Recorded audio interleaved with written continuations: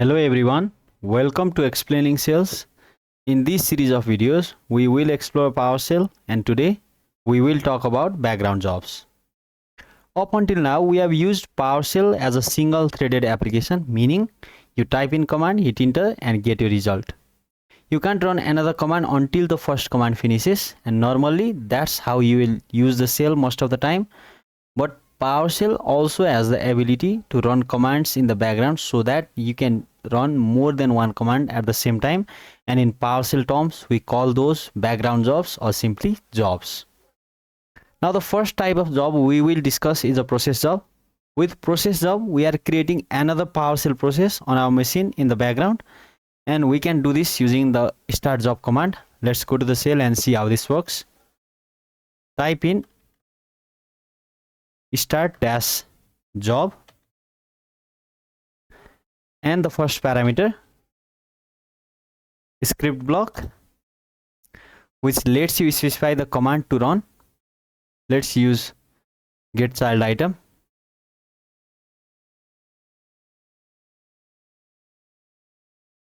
and hit enter.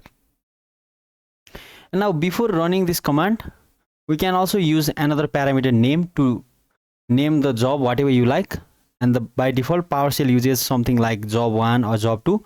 In our case we will use the default names, so hit enter and notice the result. You will see ID column, the name of the job, the state of the job, the location and the command. And another thing, this command has a parameter working directory, which lets you specify the working directory to start your job, and the default is the current location that you are in. Now let's use the documents directory to start a new job and hit enter, and that's it. And one thing to keep in mind, although process jobs run locally, they do require PowerShell remoting to be enabled, and we have discussed PowerShell remoting in the last video. So if you do not know how to enable PowerShell remoting, please refer to that video. Now there's one thing that we need to know about the process jobs. If you notice the ID, the first job has the ID 12, and I've already created a bunch of jobs, so the ID is 12 in my case, but you might have ID 1 if you have never created a job before.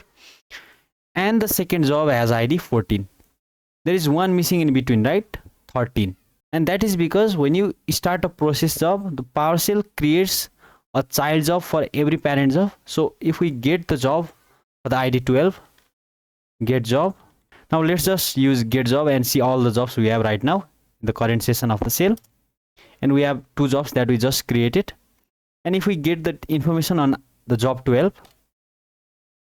ID 12 and format list, notice that this job has created a child job, job 13. And this is important because in PowerShell, this child job is the one that does the actual job. The parent job is just container for the child job, and the child job associated with the parent job performs the actual command that we have provided with the script block parameter. And if we get this job 13,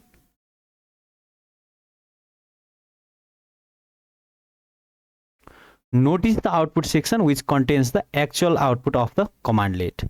Now to receive this job, we can use receive job and provide the ID of the parent job to get the output of the job. Now the second type of job we will discuss is the thread job.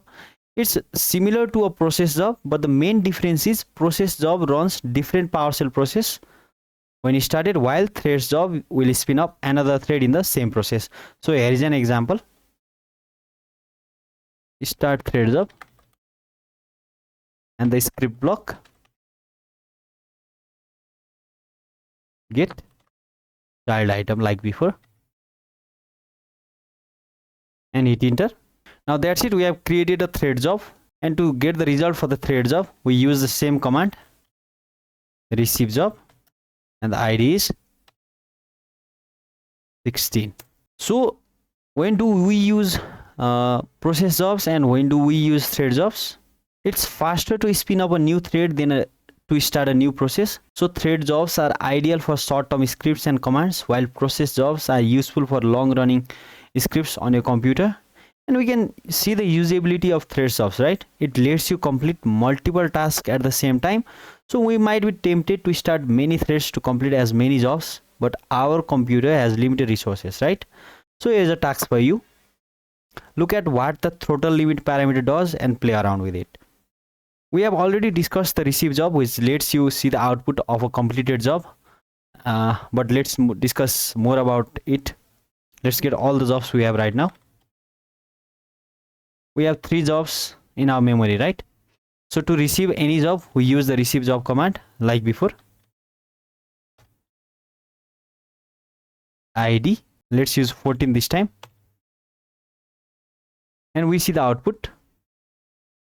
But if we run the same command again, which is receive the ID 14, we get nothing, because receive jobs, once received a job, clears the output from the cached memory. And to force the shell to keep the output in the memory, we can use the keep parameter. Now let's see an example. We do not have any job in the memory right now, so let's create a new job and hit enter. Now we have created a new job with the ID 17, and let's receive the result of that job, ID 17, but let's use the parameter keep this time. We get the output, but if we run the command again without the keep parameter, we get the result, because with the keep parameter we have forced the shell to keep the output in the cached memory. But if we run the command again, we get nothing, because now the output has been cleared. Now to recap, the following commands are used to manage jobs. Start job, starts a new process job.